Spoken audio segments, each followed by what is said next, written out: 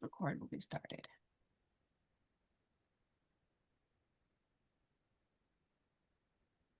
Good afternoon, overcomers. Welcome back. This is the beginning of season 2 of the Overcomers podcast. This is our first episode of the season 2, so I'm excited about that. And this afternoon, I almost said morning because last season it was in the morning. This afternoon we have with us author Tammie Polk, and I really, really like your story. Um, I think there's a lot of us that have been through something similar, just kind of been stereotyped in our life or black sheeped or just people thinking that, they know better of what our future is going to hold than God does. And so I'm really happy that you're the first one to do the season 2 because I think it's going to set a standard for the enemy that you don't have to say so. And so, welcome to the Overcomers podcast, and go ahead and share your story, however it is that God's leading you to. Well, thank you. Thank you so much again for the opportunity. Um, I would have to say, growing up, I tell people this all the time. I'm worse than an only child. I am the baby and the only girl. Okay. So I am worse than an only child.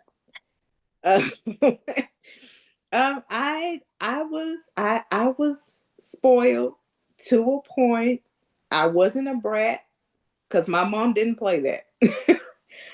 um, so I can't say that that I didn't have fun, as a kid. My parents divorcing when I was young was hard. Um, I was one of those kids who prayed that my parents were going to get back together. And I think I was probably 17 before I stopped thinking about their wedding anniversary. Wow. Um, every year, if somebody asked me what was a special occasion going on in my life, I would mention my parents' wedding anniversary. They would have been married for this long if they had stayed together, and all the things. Yeah. Well, I also grew up as a preacher's kid. Okay. So I lived in that ministerial fishbowl for a very long Yeah. time. So I grew up as a lot of preachers' kids do. I knew the stories, I knew the rhetoric, I knew the lingo. I'm in the South, I'm in the Bible Belt, I'm in Tennessee, and Okay. my folks are from Alabama. So I know church, I knew protocol, I knew what the fingertip test meant. I all the, got pulled in the bathroom because one of the mothers thought that my chest stuck out too far. Oh. Just all the things. I was the the overachiever. My dad was my children's pastor until I was grown. And then I ended up working in the ministry. I tell people all the time, I have all of the just about all of the ministerial education my dad has outside of ordination. Okay. So when I was old enough to take take the classes and the training that he did in children's ministry and in youth ministry, he put me in there, but the difference was he was right there with me. He got me to the places. He helped me raise the money because I was considered to be a missionary. Okay. So he helped me send out the prayer letters. He helped me, get all of that, get all of that going. So and I spent my summers from the age of 15 up until probably 2021, doing vacation Bible schools in 3 different states during the Oh, summer. wow. Wow. So I worked with, excuse me, Child Evangelism Fellowship. I don't know if you've heard of them. They've been around for forever. Okay. But it was great. And I was around, teenagers who genuinely served the Lord, who I saw were no different from me. And they were also the first homeschool kids that I met. Okay. And no, because this was back in the 90s. So, I kind of knew, but I didn't like know. Yeah. Yeah, I feel But that. even in all of that, people didn't see me as Tammie. I was doing what I was taught and what I knew would be pleasing to God through serving. And I would have people say things like, but are you being a teenager? Are you enjoying being a teenager? You're always in church, you're volunteering for this, you're doing that, you're teaching vacation Bible school, you're teaching children's church, you're teaching Sunday school, all the things. And yeah, Yeah. I was, like I said, between that 13 to 17-year-old range. And so on top of that, I dealt with being called by the name of whichever parent I was with. Huh. Okay. So my mom's name was Terry. So when I would be in church with her, very few people called me Tammie. They called me Little Terry. And then if I was with my dad, not a lot of people called me not a lot of people called me Tammie. I was called Little Hall. Hall is my born last name. Okay. And so I had to sometimes respectfully remind people that I had a name. Yeah. Yeah. And I was very, very, and that made me very anal about my name growing up. Um, if I threw a fit about anything, it was either because you didn't call me by my name or you spelled it wrong. Okay. Um, but that was just because I fought to be called Tammie. Even in school, I had teachers who would call me Tamra and would try to discipline me because I didn't respond. Mm. And I would tell them my name is actually Tammie. As my mom would say, my government Christian name is actually Tammie. It's not Tamra. It's not, no, my name is actually Tammie. Right.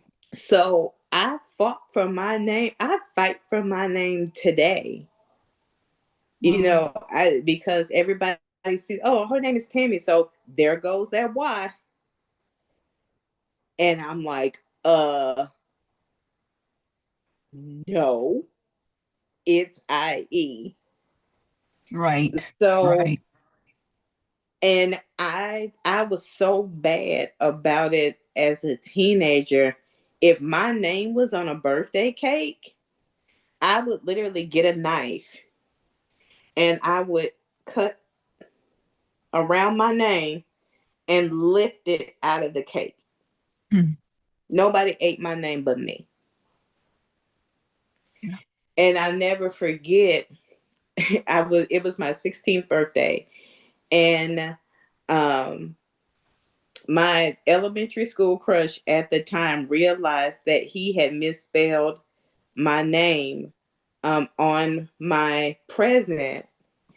And I saw him using the whiteout that my mom had in the kitchen Aw. because he knew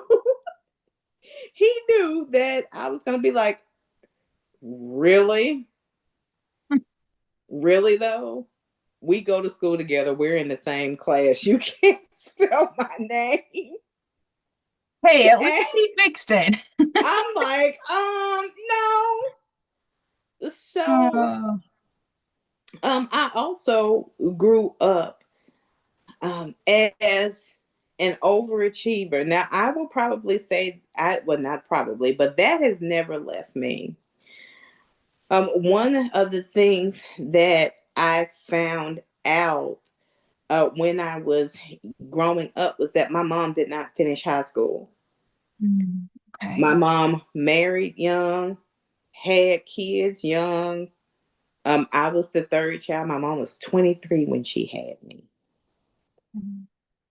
And she was very, very, very hard on me when it came to school, because she would tell me, she said, as a girl, the reason why you want to get your education is because you've got three choices: the street, the pole, or the grave, if you don't get an education. And I took that to heart. I I imagine really, so. I really did, because I didn't want either one of them. I hear that. I'm sure you did take that to heart for real. I didn't want either one of those at all. Yeah. But school was hard. School was hard. Even though my mom did not finish high school, she made sure that we did well. So I remember getting my first C. I was in the first grade, and that C was in math. Okay. Fortunately for me, that automatically made my mom's antenna grow up, because she knew that as a child, reading, English, math, and spelling were my best subjects. Okay. So for me to have a C in math, something had to be wrong. Mm-hmm. But my first grade teacher, woman shouldn't have been a teacher first and foremost, but she felt like students that young, being 6, some of us was 7, just depending on how your birthday fell. Yeah. But she didn't believe that we could make A's and B's or have good conduct. Wow. That's an odd belief to have, especially as a teacher. As a teacher, this was a Yeah. classroom professional with whole license and everything. Yeah, that's really odd. And so that was the longest walk home of my life, because I didn't know how to explain to my mama. And I got a C on my report card in math. Yeah. So she looks at my report card. She says, "No, this isn't right." She was like, "You have a C in math?" I used to tell my mom that I thought her job was taking too many taxes out of her paycheck. I ended up being right about that, by the way, at Wow. 6 years old. Oh, So wow. she knew that me having a C in math, something was wrong. Go to the school. I had transferred into that school. Come to find out, the teacher was 2 months behind in the curriculum. And my mom was the type, she kept all papers, graded papers, all the things. So the work that they were doing and the tests that they were doing, I had already done. Wow. So there was a whole thing with principal, and she hated me for the rest of the year. Because I had a mama who was not going to let that go. Yeah. Yeah. And thank God you did. Yes. So she knew me.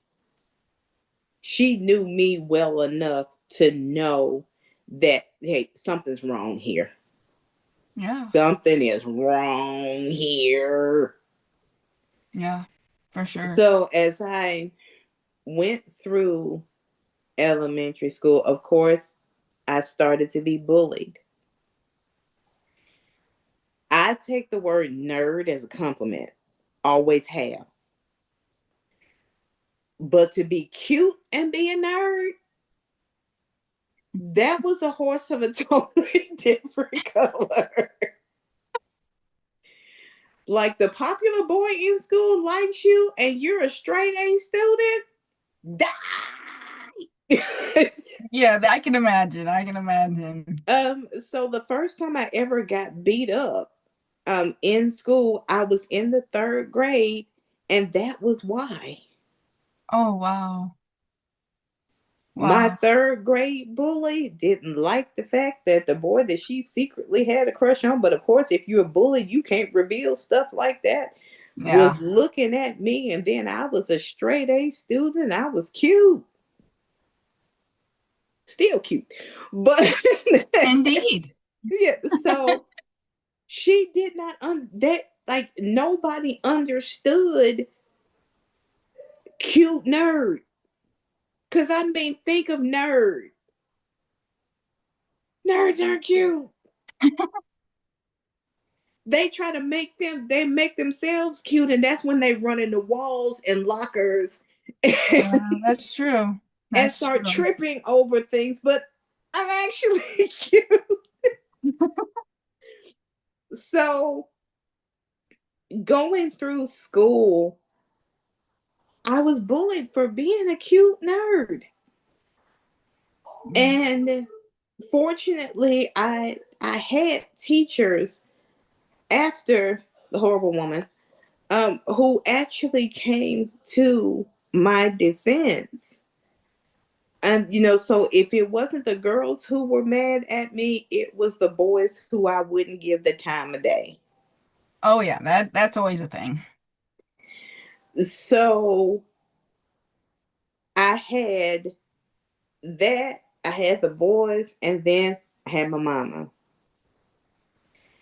With my grades, and the the one time where, as a kid, she had to grapple with the way that she parented was when I was in the fifth grade, and I got an F Okay. on my report card in science.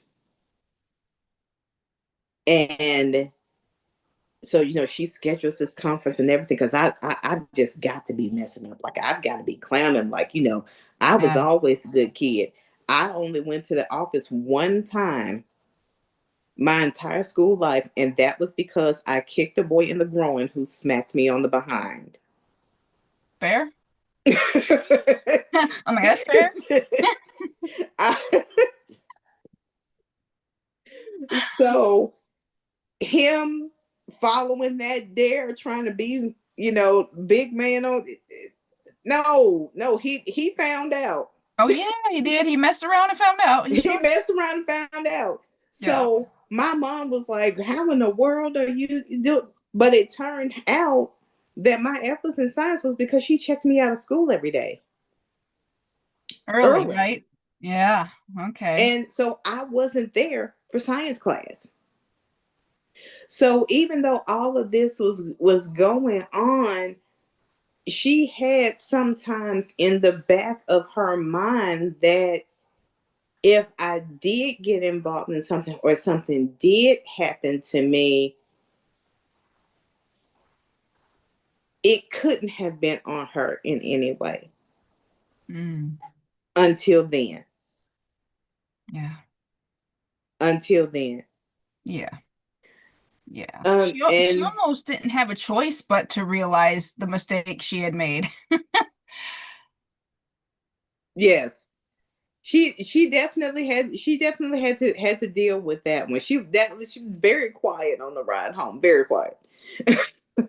So just going through school, oh God, middle and high school were the worst.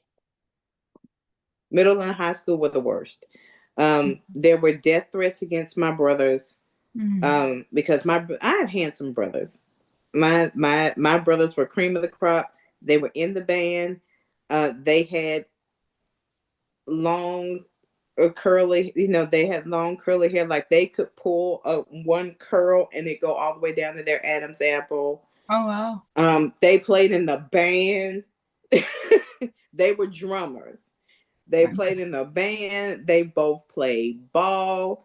The little cosmetology girls loved them because they kept their nails long. So the little cosmetology girls would be like, "Let me do your nails," and all that.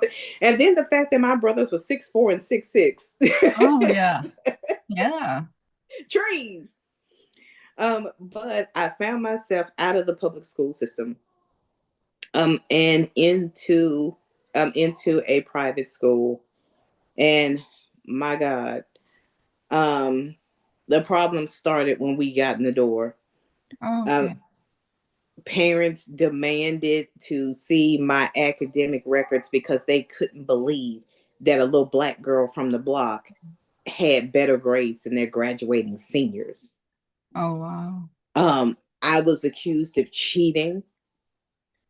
And granted, I didn't understand that what I did was considered cheating, but when I found out, I never did it again. So growing up, you know how you will self grade a paper, or your teacher will grade a paper and they will write the correct answer Yeah. next to Yeah. your wrong answer. Well, in the school that I went to, that was considered cheating. Okay. So I didn't know that, but I never did it again. Yeah. And so when they couldn't get me on academics, I was accused of bullying young kids younger than me. I went to a combination school, the kind that you go into at 3 and you come out with your high school diploma. Yeah. Okay. Well, this school takes it one step further. You can come out with a college degree, Oh, because wow. they had their own Bible college. Okay. So then I was accused of bullying smaller kids. I was accused of cursing, cursing people out, and then like the words that they would say that I say, and I'm like, that's not a curse word. I'm Wow. like, crap is not a curse word. Like, I'm like, wait, where are y'all getting? Never mind. um and then of course, there was the other side of it. Being black in a predominantly white institution, um when they came for the way that I styled my hair, that was when my mama showed up. Oh, I bet she did. Because the girls got mad because they couldn't make their curls look like my curls. So I was not allowed to wear curls. I What? was told that I could not wear any style that they couldn't. And when my mom got through with them, that was no longer an issue. Oh my goodness. The jealousy of people is insane. It will literally make them just do some crazy stuff. Crazy stuff. And then, but I didn't, I stressed my middle and high school out because of the academics.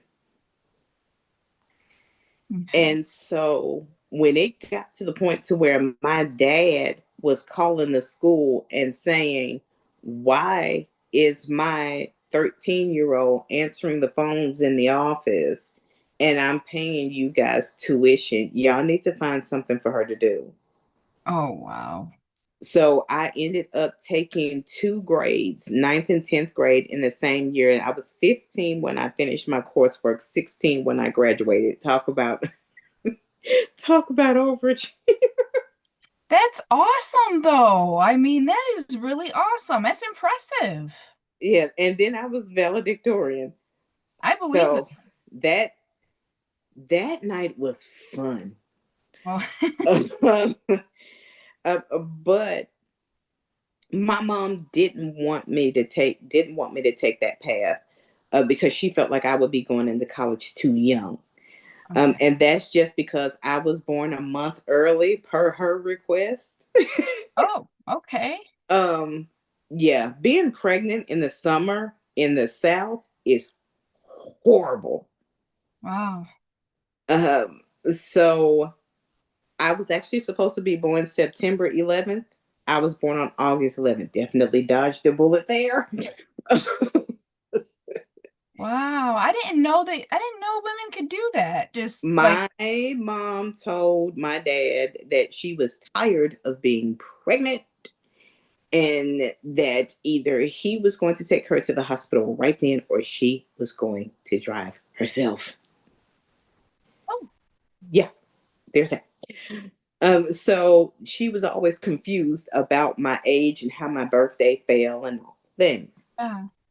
So when I graduated, I was 16. She didn't want me to do it because she said, "You're going to be 16 going into college, and I'm not comfortable with that." Mm. And I said, "Mom, I'm going to be 17. Your birthday's in September. My birthday's in August. You made sure of that." So I turned 17, classes started 11 days later. No. And so she was kind of like, okay. So, I mean, even going to college was an overachiever pressure type thing. She Mm. had started telling me in the fifth grade where I was going to go to college. And there was only one other acceptable substitute, and that was the college that was smack dab in the middle of my family in Alabama. Oh, okay. Um, yeah, so it was either where I went, Christian Brothers University here in Memphis, or it was either Alabama Tuscaloosa or Alabama Birmingham. Okay. Um, so that was it. I actually got grounded for going to campus day with a friend of mine from school who didn't want to go alone. And even though we had done all the paperwork and all the things, and I was just like, I'm going to go to CBU, it's fine, all the things, she just thought that I was just being rebellious and that I Oh, was going to change my mind and it just going to throw off her whole plan. And, oh, and, and my God, I was going to literally be raptured at that very moment and just not fulfill the plan. oh my. But I got accepted into the school conditionally. I was 1 point away from what they wanted on the ACT. So I had to do the whole academic interview and go before the board and the president, and they were like, "We like you. We let you." That's awesome. So I'm there. No, I'm going and everything. I get my first college F. Uh-oh. You're messing around. You're messing around. You're not focused. You're not studying. Here's the problem. I couldn't drive, wouldn't teach me to drive. Anytime I mentioned driving, I was told that I was rushing my life. Mm. I was late for that particular class every day. It was a hard subject, medical anthropology. Oh, yeah. And because I left campus as early as I did every day, I could not go to that professor's office hours or study sessions.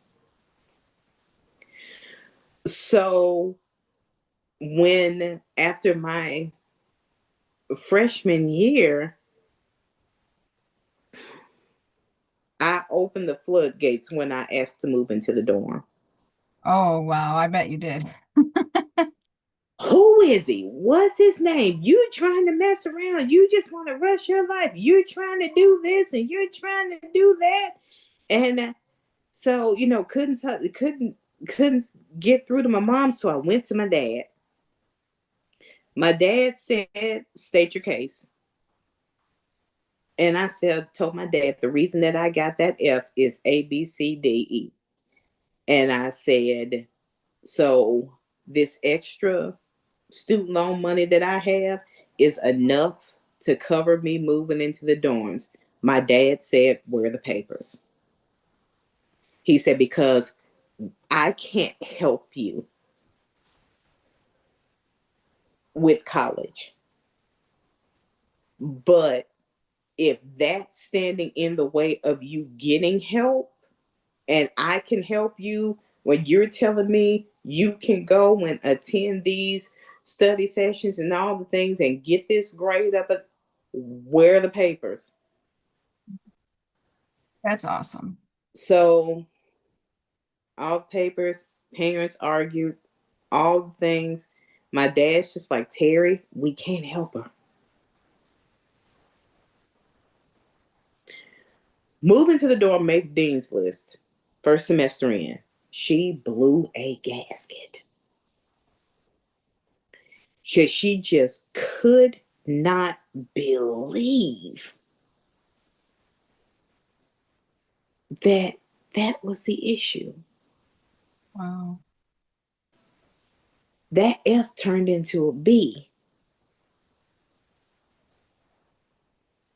You're making me look like a bad parent.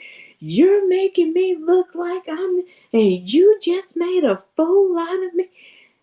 No, I did. I proved to you that living in a house that was too noisy, couldn't focus, brothers in and out of my room. You're mad at me because I'm yelling at them. Class is at 9 o'clock. It's 9:30 before I'm getting on campus. And this is college. You don't miss class in college. So, so she just went on this whole tirade, this whole thing, and all this other stuff. Yeah. And my dad is like, you're staying in the dorm. Because that also cost me my scholarship, my valedictorian scholarship. Mm. So I didn't have to pay for my first 2 years of school. That F came in my sophomore year. So when I lost the scholarship, fortunately, the school had mercy on me and it was replaced with a grant in the same amount. And then Okay. my dad was like, if there's any overage, let me know. You are staying in the dorm. Yeah. Now, Yeah. I'm not going to say that I was an angel in the dorm. Not all the time. Right. I mean, being an angel full time, that'd be really hard.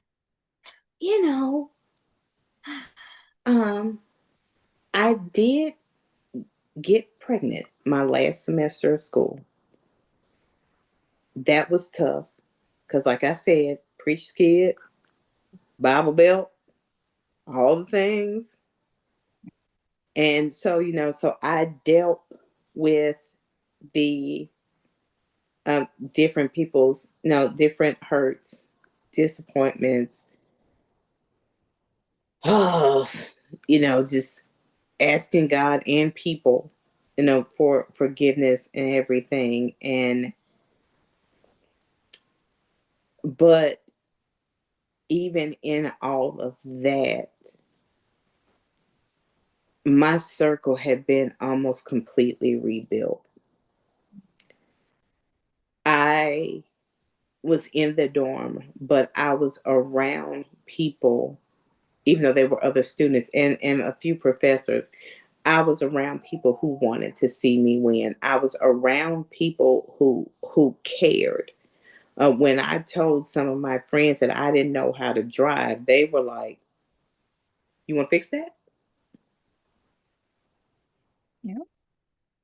Praise You can God. take my car for the test if you want to." But my parents did actually end up teaching me to drive, and I got my license and my car my junior year, and all the things. But even with the pregnancy and just dealing with things, and then the pregnancy alone was hard because I was told that when I was 6 that I would never be a mom. Oh, Uh, wow. so that was a whole different ball of wax. Because just thinking, here I am, I'm 21 years old. So for 15 years of my life, I was led to believe that the trauma that I endured from 5 to 12 had taken that away from me. Mm. Wow. So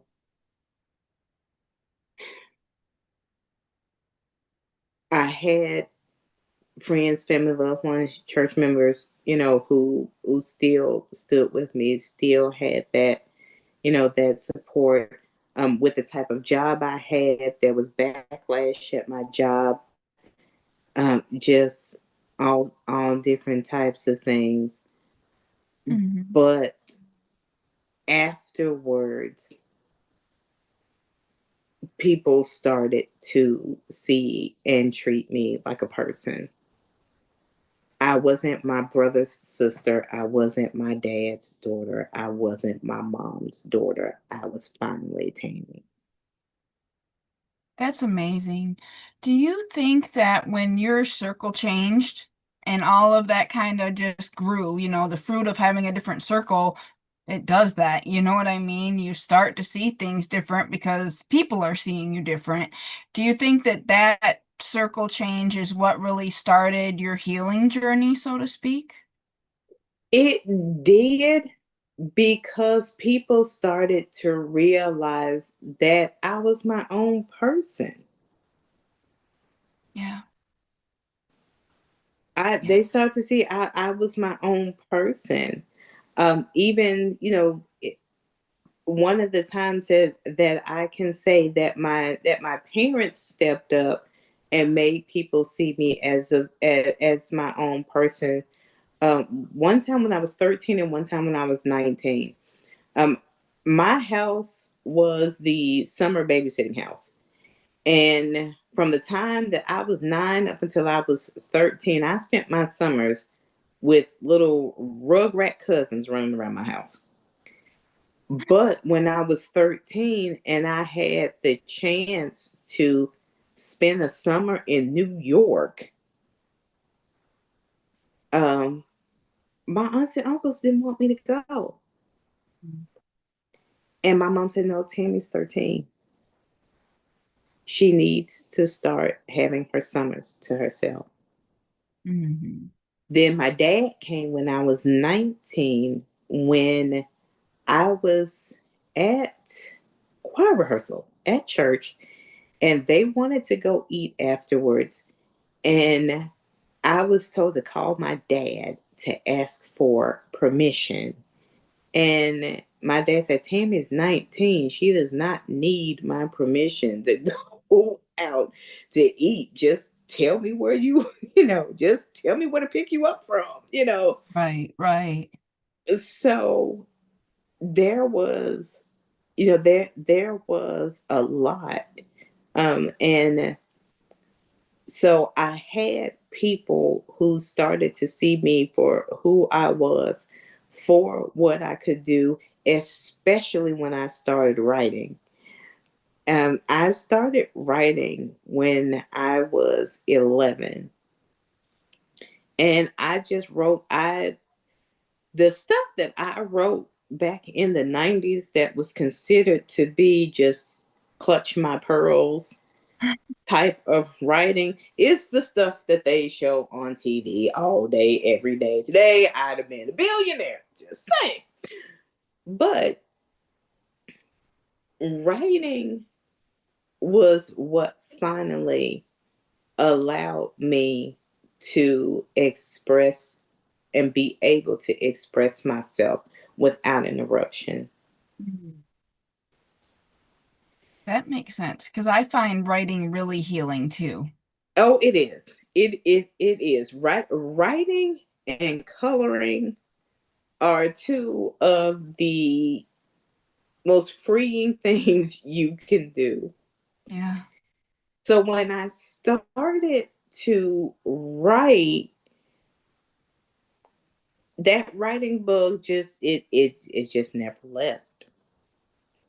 I wrote my first two books in college, and then life with the baby ended up with the baby, ended up getting married, had a year in my life that I wouldn't wish on anybody.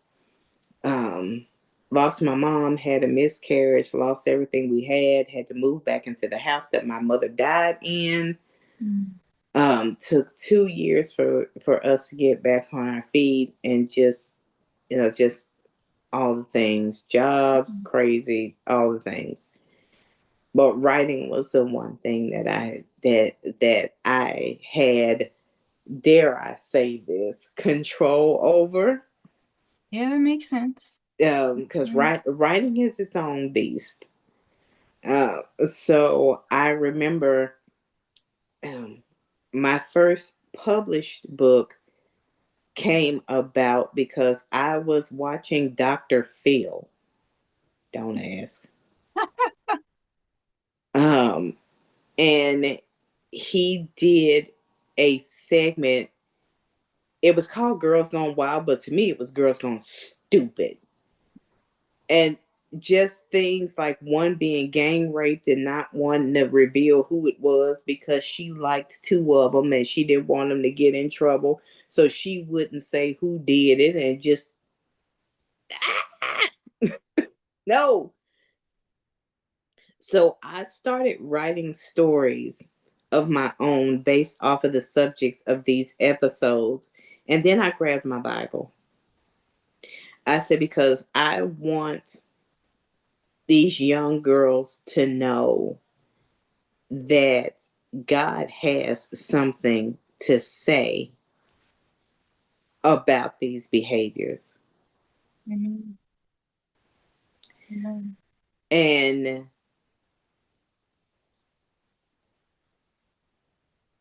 my first book and my first book and my second book are two of the most attacked books in my collection. Wow. My first one, which was written to young girls, I was told that it was a slap in the face to parents, Mm. that I should be ashamed of myself, that the book was riddled with grammatical errors, and that no one with daughter should ever let their child read that. Oh, wow. But on the flip side of that,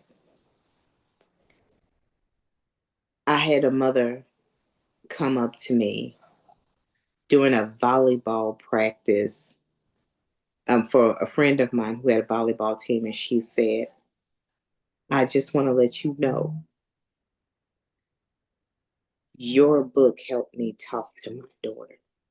Oh, that's amazing. We have a better relationship now. That that is amazing. Then the second book got attacked because I dared to address Proverbs 31 from a business standpoint. So, Oh, we like to keep her in the box, the one with the wedding bells and the baby shoes. And I was told that I was taking the Bible out of context, and, I shouldn't be telling, such personal stories and everything. And one of my uncles called and was like, "Do I need to have a conversation with your husband?" Because I got those kind of uncles. So, just different things. But on the flip side of that, I had wives saying, I need to go talk to my husband. It's some things that we need to get right. it's good. It's good. So since September of 2015, I have penned, published, recorded, and been a part of, I want to say that the number is 220 now. Wow.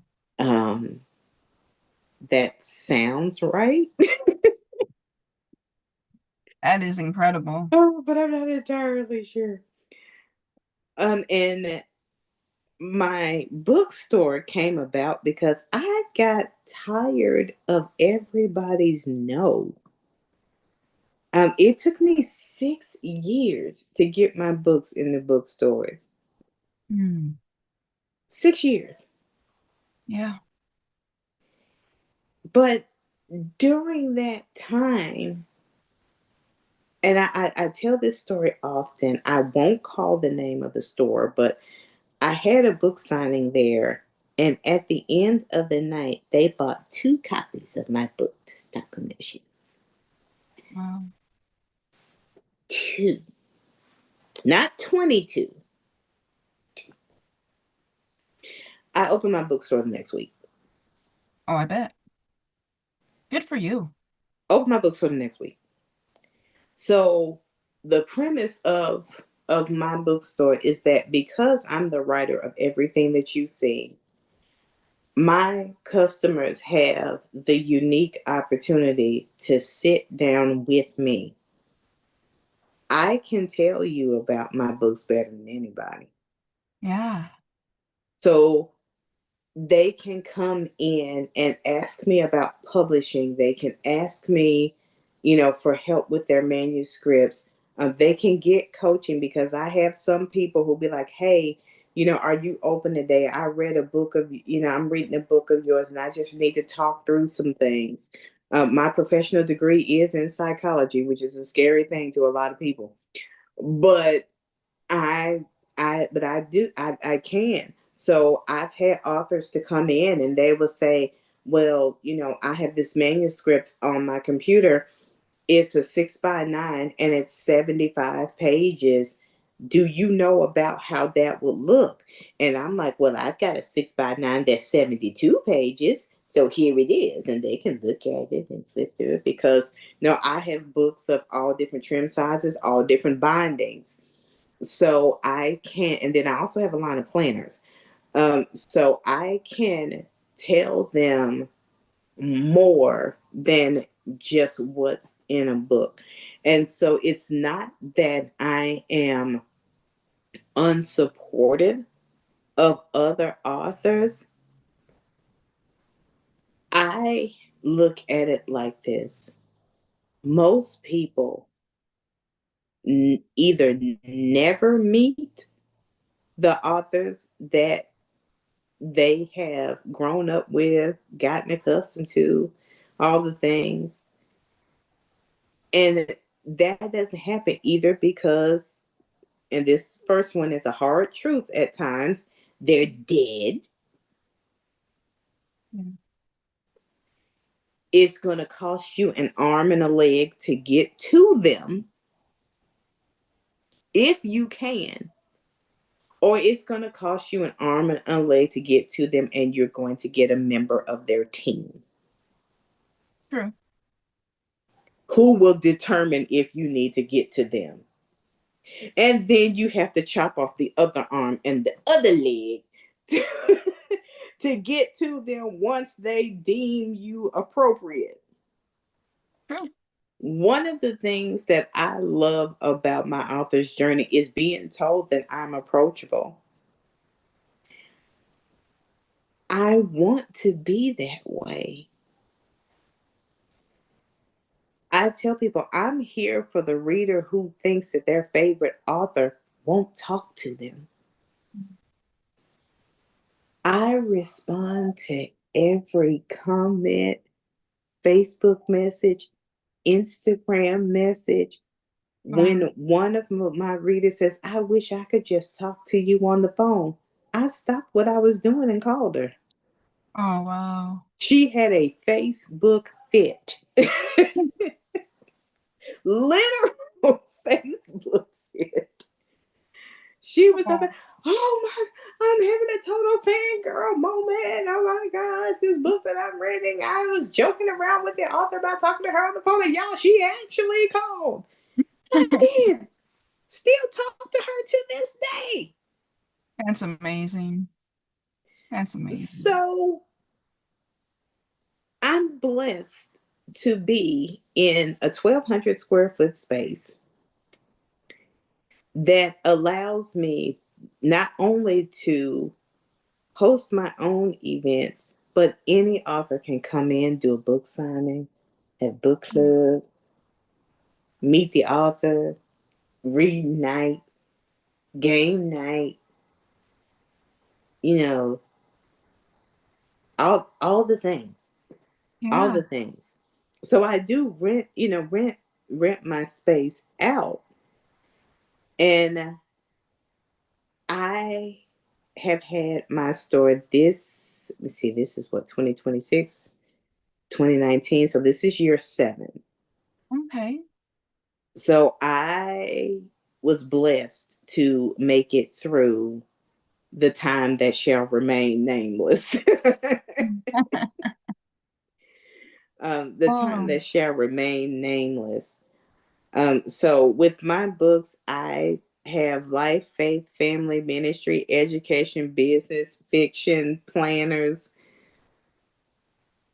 I have a lot. I have a lot. And so when people ask me, tell me to give them a book recommendation, my first question is, well, what are you going through? oh, that's awesome. Yeah. What are you going through? What are you dealing with? Because that often determines which way you want to go. Then came the coloring books. Now that I can say I went up crazy. I've got 12 of them. But one of the things that writing has allowed me to do is work towards accomplishing the goal of leaving the world empty. I don't want to die with anything. I told people, I said, Jesus is going to be trying to take me out of here by eyelash and a toenail because I'm like, I push a button. I got to push buttons, Jesus.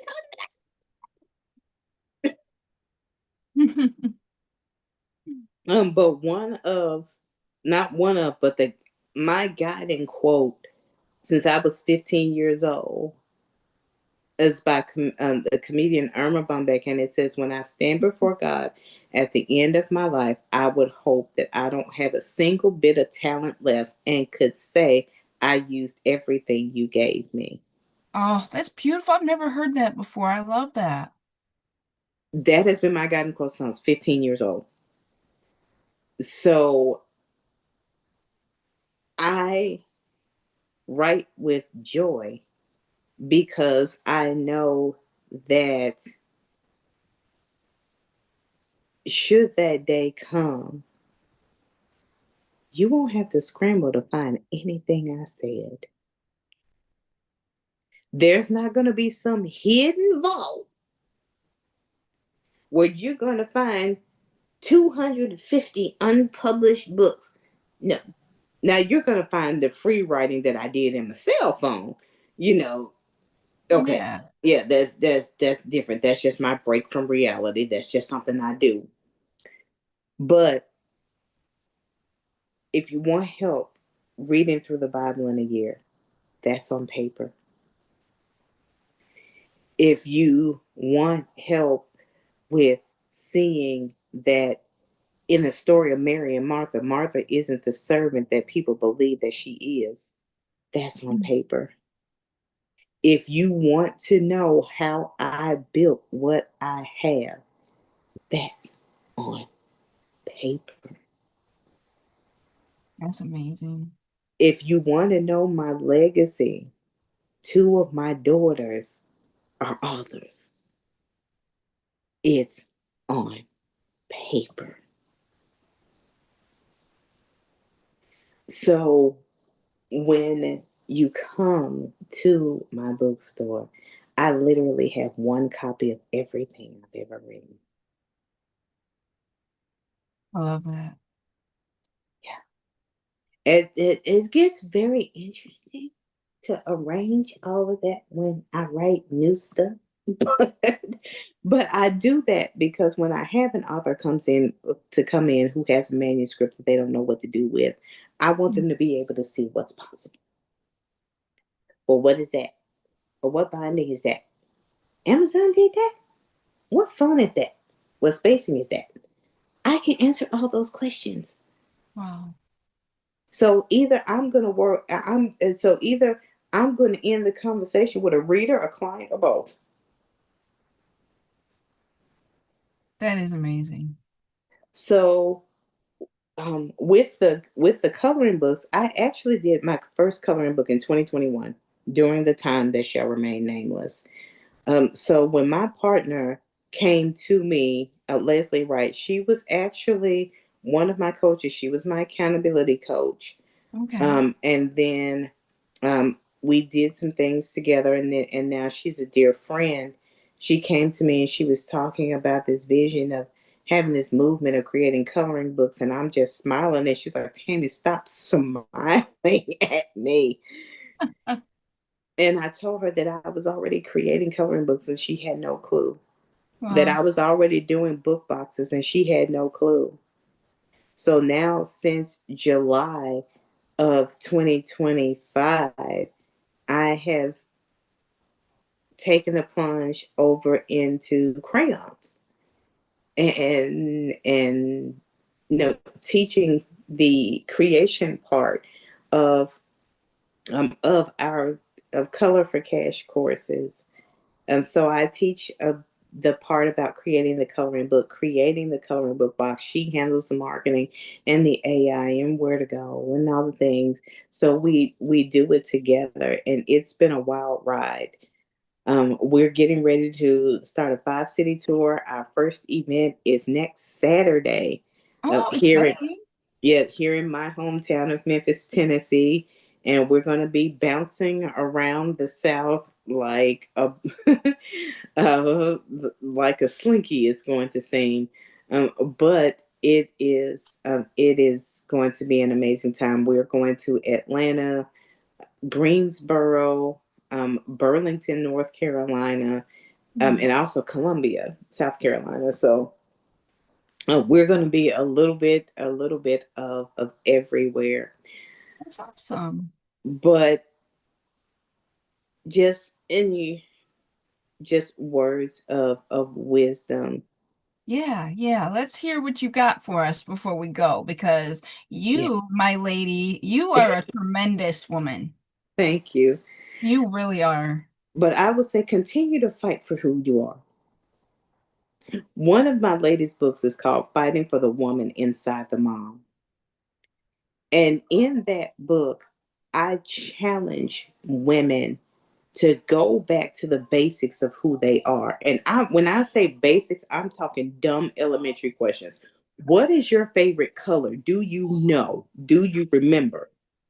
What is your favorite food? Your favorite TV show? Your favorite store? What's your favorite hobby? What do you like? What do you not like? What do you like to do? What do you not like to do? Do you know how many women, regardless as to whether they have families or not, can't answer those questions? Yep, I'm one of them. They can't. Yeah. I just had a reader to send me a testimonial on that very book. She sent me a picture of the book, and she says, "I just got my book. I've already been into this one, Fighting for the Woman Inside the Mom, before I even sat down. It is so compact and seems so powerful in the title." And she says, "Wow, I've been lost for so long."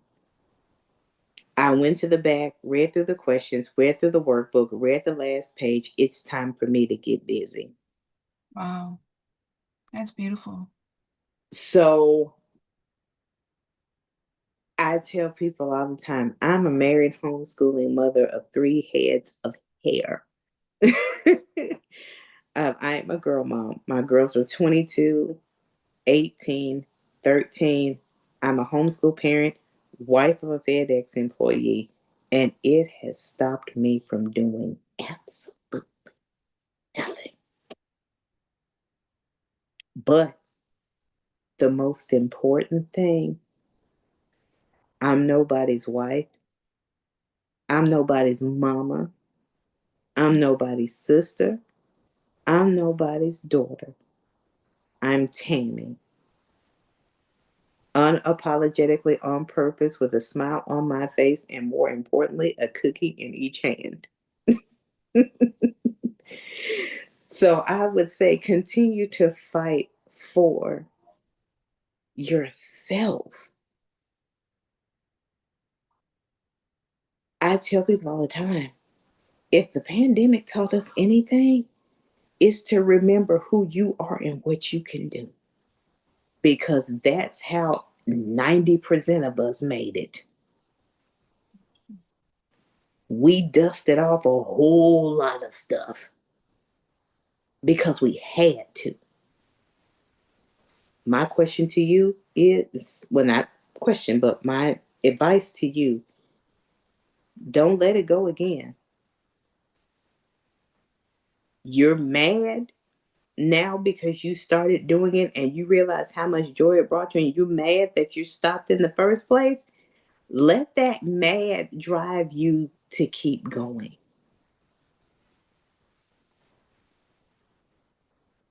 That's my story, and I'm sticking to it. I love it. I love it.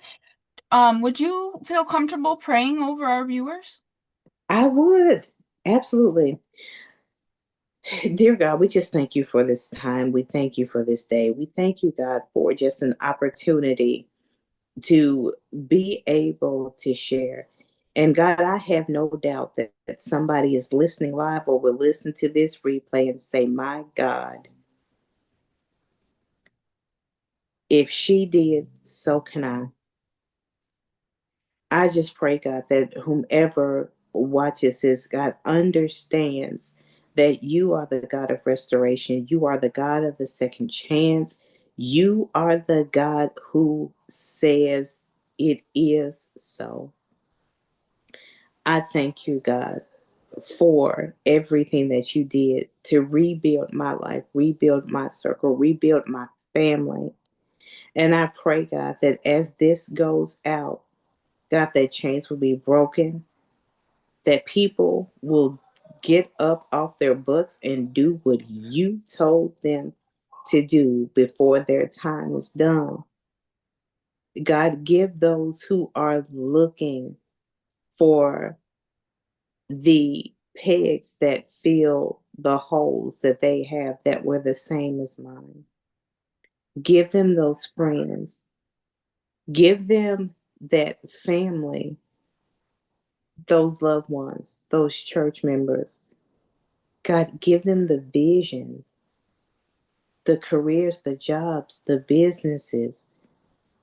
Lift the arms of those who simply said, I'm done. I can't. And help them to see that they can. God bless this host. Bless her ministry. Meet her needs. It's in your name I pray. Amen. Amen. Amen. Thank you again for sharing your amazing testimony. And I will get you have a website, right? Yes, it Okay. is www.professionallysassy.me. Okay, great. I'll get that link from you and then all you can they get your books through that link too, or do you have like separate links for your books or They can get some of them. Now, if you want to see my whole collection, Amazon is your best bet. okay. Because actually on my website, I only put on my website what I have on hand. It's a lot easier that way. The Yeah. only thing I say about Amazon is please, please, please, please, please make sure you spell my first name right. It is IE, not Y, and it's Polk, LK, and not Pope, PE. And you will find all of my stuff there. You're gonna need a sandwich. Because if they click on my name, you know how on Amazon, their names are in blue. You click that, and then you go to my page. My Amazon listing is like 11 pages long. So Oh, yeah, wow. you're gonna need a sandwich. But there is a lot there. And if it's too overwhelming and you think that you're not going to find anything, I'm only a social media message away. I will help. Amen. Amen. Thank you again. I appreciate you so very much. And until next week, you guys, be blessed and remember that I love you, but Jesus loves you more.